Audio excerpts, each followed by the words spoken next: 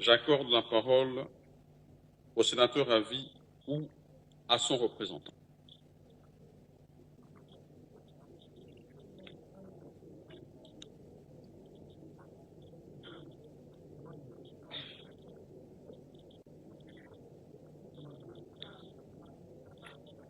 Je constate que tous les deux ne sont pas présents dans cette salle.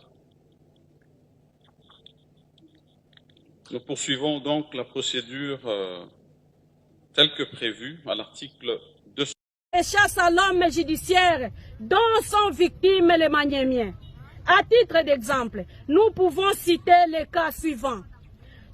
Salomon Kalondadela, condamné injustement par la justice militaire. D. Seth Kikundi, condamné injustement par le tribunal de paix de Kinshasa-Gombe.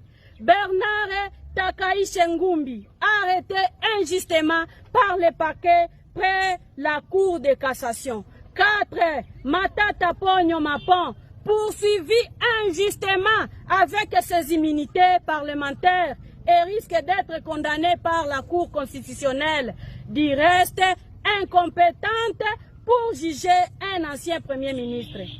A contrario, l'ANC Maniema, comme tout autre citoyen congolais, épris du bon sens, assiste à l'impunité vis-à-vis de certains compatriotes d'une catégorie bien déterminée, alors que les soupçons graves pèsent sur leurs épaules.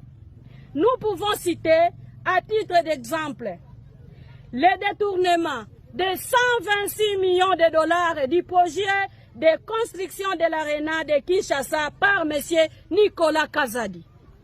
Le détournement de 32 millions de dollars du projet d'impression des bulletins scolaires par M. Tony Mwaba. Le détournement de 697 millions de dollars du projet d'impression des cartes d'identité biométrique par M. Richard Ilunga. La liste est longue et j'en passe.